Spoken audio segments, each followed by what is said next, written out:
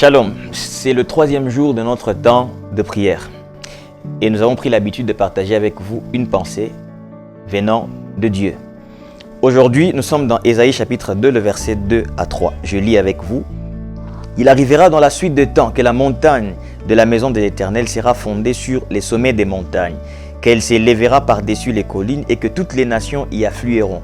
Des peuples s'y rendront en foule et diront « Venez, montons à la montagne de l'Éternel, à la maison de Dieu de Jacob, afin qu'il nous enseigne ses voies et que nous marchions dans ses sentiers.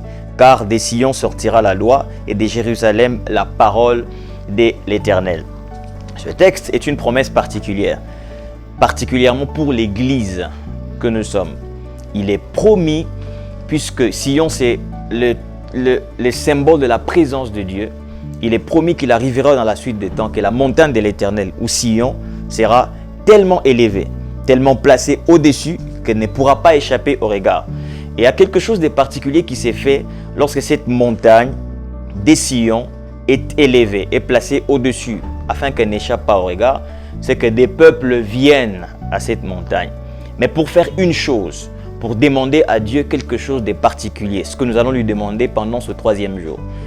Ils viennent à la montagne de l'Éternel afin que l'Éternel enseigne ses voies à son peuple, afin que l'Éternel enseigne ses préceptes à son peuple. Pourquoi? Pour que son peuple marche selon ses voies.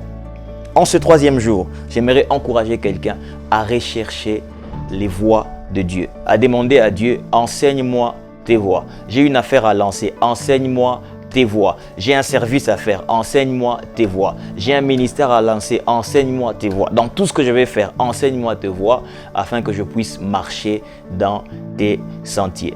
Que Dieu te bénisse encore. Nous sommes au 3e jour. Ne te fatigue pas, puisque la parole de l'Éternel va sortir de l'église Sion, de la présence de Dieu, et Dieu te fera encore du bien.